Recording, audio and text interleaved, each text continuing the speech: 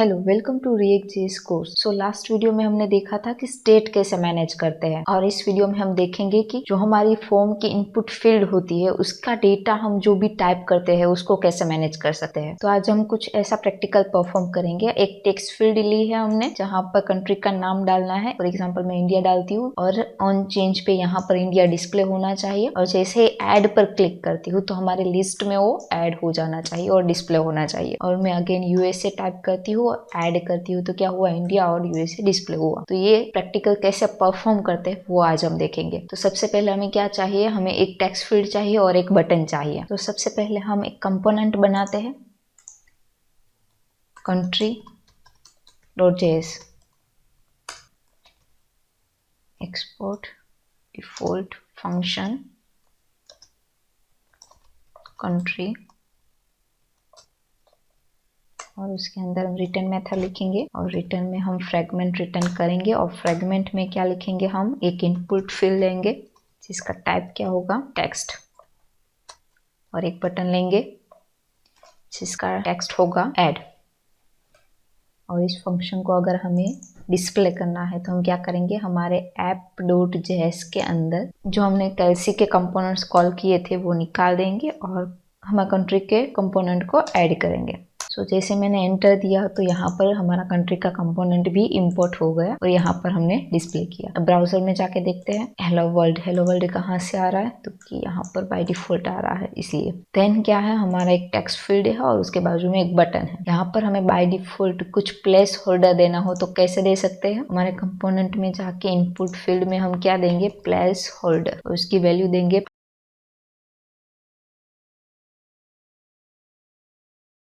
यहाँ पर हमारा प्लेस होल्डर भी आ गया। अब हमें क्या करना है, हमें हमारे टेक्स्ट फील्ड की ऑन चेंज इवेंट लिखनी है। सो ऑन चेंज पे हम कोई फंक्शन कॉल करेंगे। तो पहले तो वो बना देते हैं कॉन्स्ट ऑन कंट्री चेंज, और इस फंक्शन को यहाँ से कॉल करेंगे। ओके, जैसे कोई टेक्स्ट फील्ड में ऑन चेंज इवेंट लिखते हैं तो यहाँ पर हमें एक एलिमेंट एज आर्ग्यूमेंट मिलता है इवेंट, ठीक है। और टेक्स्ट फील्ड की वैल्यू हमें एक्सेस करनी हो तो हम बेस्ड ऑन इवेंट उसको एक्सेस कर सकते हैं। तो टेक्स्ट फील्ड में जो भी लिखा हुआ है वो हमें एक्सेस करना हो तो कैसे कर सकते हैं, event dot target dot value, और इस वेरिएबल में हमें हमारी वैल्यू मिल जाएगी और उसे हमें डिस्प्ले करना है। यहाँ पर मैं पी टैग लेती हूँ तो पी टैग में हमें उसे डिस्प्ले करना है। पी टैग में हम लिखेंगे योर कंट्री इज, देन हमारा कंट्री नेम। वो कैसे कर सकते हैं, हमने लास्ट वीडियो में देखा था कि ये हम स्टेट की मदद से कर सकते हैं। तो हमें क्या करना पड़ेगा, एक स्टेट लेना पड़ेगा। स्टेट लेने के लिए हम क्या करेंगे, कॉन्स्ट स्क्वायर ब्रैकेट में कंट्री कोमा, कंट्री को सेट करने के लिए function set country equal to use state, और यूज स्टेट में हम बाय डिफॉल्ट क्या रखेंगे, एम्प्टी कंट्री, क्योंकि टेक्स्ट फील्ड में बाय डिफॉल्ट कोई भी वैल्यू नहीं होगी। और इस कंट्री को हम कहाँ पर डिस्प्ले करेंगे, यहाँ पर कंट्री नेम की जगह। इसको डिस्प्ले करने के लिए क्या करना पड़ेगा, हमें कर्ली ब्रेसिस में वेरिएबल देना पड़ेगा कंट्री, तो हमारा स्टेट है। अगर ये स्टेट में हमें कोई वैल्यू अपडेट करनी है तो कैसे कर सकते हैं, based on set country function. तो हम यहाँ पर क्या लिखेंगे, सेट कंट्री फंक्शन के अंदर हमारी वैल्यू दे देंगे event dot target dot value. और ब्राउजर में चल के देखते हैं, यहाँ पर मेरा पी टैग डिस्प्ले हो रहा है, और जैसे ही मैं यहाँ पर इंडिया टाइप करती हूँ तो ये यहाँ पर भी डिस्प्ले हो रहा है। अब मुझे क्या करना है, यहाँ पर ऐड के बटन के क्लिक पर मुझे एक लिस्ट में इसको अपेंड करना है। तो मुझे पहले तो एक लिस्ट का स्टेट बनाना पड़ेगा। तो एक ऐसा स्टेट बनाते हैं जो सारे कंट्रीज को स्टोर करे, तो वो हमें एरे लेना पड़ेगा। एक कंट्रीज का स्टेट बनाते हैं और उसको सेट करने के लिए सेट कंट्रीज फंक्शन यूज करेंगे, यूज स्टेट, और वो क्या होगा, एरे होगा। बाय डिफॉल्ट हम रखेंगे एम्प्टी एरे। अब क्या करना पड़ेगा, हमें बटन की क्लिक इवेंट लिखनी पड़ेगी। तो उसके लिए हम क्या करेंगे, ऑन क्लिक, और ऑन क्लिक में अगेन हम क्या करेंगे, एक एनोनिमस फंक्शन बनाएंगे जिसका नाम रखेंगे ऐड कंट्री। और ऐड कंट्री में अब हम क्या करेंगे, हमारा जो भी कंट्री जो टाइप किया है हमने वो कौन से वेरिएबल में, कौन से स्टेट में है, कंट्री में। तो कंट्री में से हमें ऐड करना है हमारे कंट्रीज के एरे में। तो हम डायरेक्ट स्टेट में यहाँ पर पुश नहीं कर सकते, तो हमें क्या करना पड़ेगा, एक वेरिएबल लेना पड़ेगा। For example dummy countries, equal to हमारा कंट्रीज। देन हमें डमी कंट्रीज में पुश करना पड़ेगा। हमारे एरे में एलिमेंट पुश करने के लिए फंक्शन यूज होता है पुश। क्या पुश करेंगे तो के कंट्री। देन अगेन हमें क्या करना पड़ेगा, हमारे एरे को देना पड़ेगा हमारे सेट कंट्रीज में। तो हमारे स्टेट को अपडेट करना पड़ेगा सेट कंट्रीज। यहाँ पर हमें देना पड़ेगा डमी कंट्रीज। तो हमने यहाँ पर क्या किया, हमारे कंट्रीज के स्टेट की एक कॉपी बना ली। उस कॉपी में हमने लेटेस्ट अपडेटेड कंट्री पुश कर दिया और अगेन उस अपडेटेड कंट्रीज के डमी एरे को सेट कंट्रीज में सेट कर दिया। अब हमारे कंट्रीज के एरे में सारे कंट्रीज की लिस्ट होगी। अब क्या करना है, हमें इसे डिस्प्ले करना है। डिस्प्ले करने के लिए हम क्या लेंगे, एक यूएल लेंगे। यूएल के अंदर डिस्प्ले करेंगे कुछ ऐसे,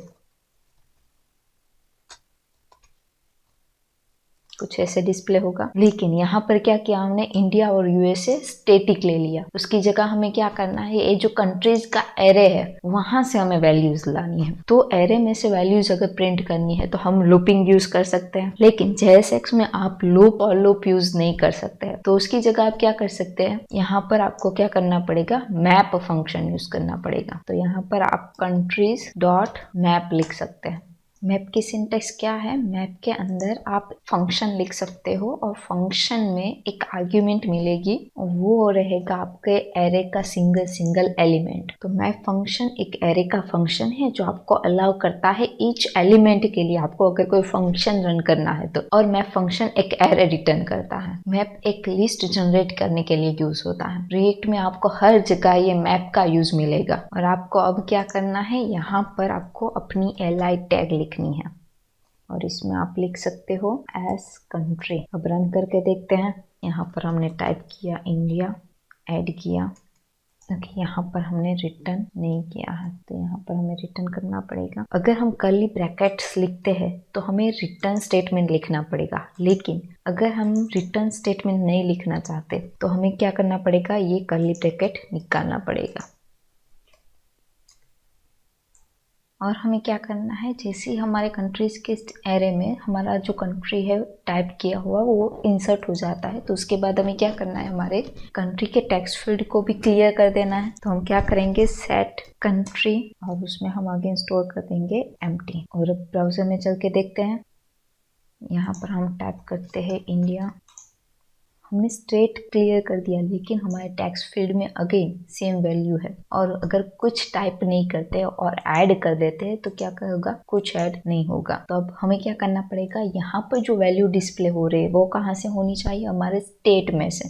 तो हम क्या करेंगे, हमारा एक एट्रीब्यूट है वैल्यू, वो एट्रीब्यूट की वैल्यू हम कहाँ से देंगे, कंट्री में से। अब अगेन देखते हैं, रिफ्रेश करते हैं और इंडिया टाइप करके ऐड जैसे ही करेंगे तो क्या हुआ, हमारा कंट्री इंडिया ऐड हो गया और हमारा टेक्स्ट फील्ड क्लियर हो गया। अब यूएसए टाइप करते हैं एंड ऐड करते हैं तो यहाँ पर यूएसए भी ऐड हो गया। और अगर हमें ये 3 लाइन नहीं लिखनी है तो हम स्प्रेड ऑपरेटर का यूज कर सकते हैं, कुछ ऐसे सेट कंट्रीज और उसके अंदर आप क्या करेंगे, एक एरे लेंगे और एरे के अंदर 3 डॉट लिखेंगे जिसे कहते हैं spread operator. Spread operator, then आपका स्टेट कंट्रीज कोमा, आपको जो नई वैल्यू इसमें ऐड करनी है वो। और इस 3 लाइन को कमेंट कर देते हैं। ब्राउजर में जाके देखते हैं कि आउटपुट हमें जो मिल रहा था वो एज इट इज मिल रहा है अभी भी या नहीं।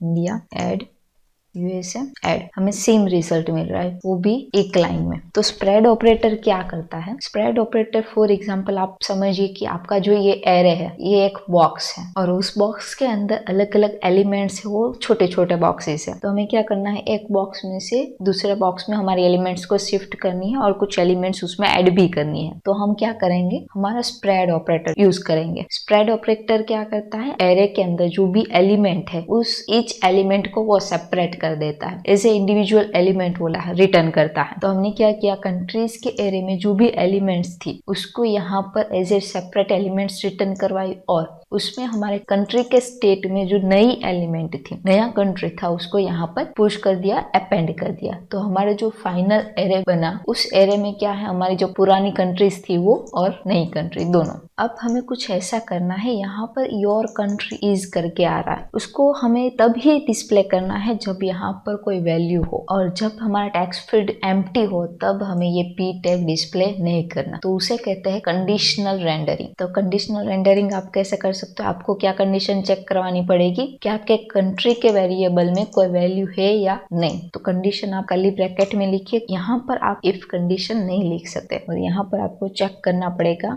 Country not equal to empty, और तभी आपको क्या डिस्प्ले करना है, आपका p टैग। तो यहाँ पर यूज होगा and operator. And operator use होता है कंडीशंस के लिए। अगर ये कंडीशन स्पेसिफाई होगी तभी यहाँ पर आप जो लिखेंगे वो एग्जीक्यूट होगा। तो यहाँ पर अब मैं क्या रिटर्न करूंगी, हमारा p टैग। तो अगर हमारा कंट्री एम्प्टी नहीं होगा तभी हमारा ये p टैग डिस्प्ले होगा। ब्राउजर में जाके देखते हैं, यहाँ पर अभी हमारा p टैग डिस्प्ले नहीं हो रहा है। यहाँ पर मैं टाइप करती हूँ कनाडा, तो जैसे ही मेरा कोई कैरेक्टर टाइप हुआ तो यहाँ पर हमारा p टैग डिस्प्ले होने लगा। और जैसे अगेन ऐड बटन पे क्लिक करती हूँ तो क्या होता है, हमारा टेक्स्ट फील्ड क्लियर हो जाता है और हमारा p टैग भी चला जाता है। तो इसे कहते हैं कंडीशनल रेंडरिंग। कुछ कंडीशन के बेस पे हमें कुछ बटन डिस्प्ले करने हैं या हाइड करने हैं, वो कर सकते हैं। अब फॉर एग्जाम्पल यहाँ पर जो कंट्री है उस कंट्री को हमें CSS देनी है। यहाँ पर हमें ये जो कंट्री का नेम है उसको रेड कलर में बोल्ड में डिस्प्ले करना है। तो इनलाइन CSS कैसे दे सकते, हमें कंट्री को क्या करना पड़ेगा, एक्सपांड टैग में ले लेते हैं।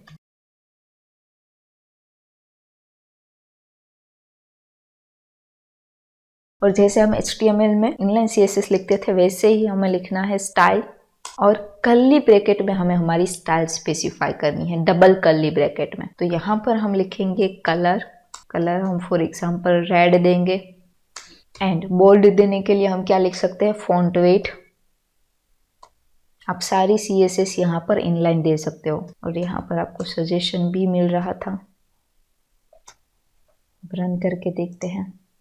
यहाँ पर हमारा जो जर्मनी लिखा था हमने वो बोल्ड में आ गया और रेड कलर में आ गया। तो आज के वीडियो में हमने 4 चीजें सीखी है। एक इनपुट फील्ड की वैल्यू हम कैसे गेट कर सकते हैं ऑन चेंज पर। दूसरा, मैप फंक्शन क्या होता है, उसका यूज कैसे करते हैं और कहाँ पर उसका यूज होता है। Spread operator, then inline CSS कैसे लिखते हैं। और नेक्स्ट वीडियो में हम देखेंगे कि एक पेज से दूसरे पेज में रिडायरेक्ट कैसे करते हैं, नेविगेशन कैसे कर सकते हैं रिडजेस में।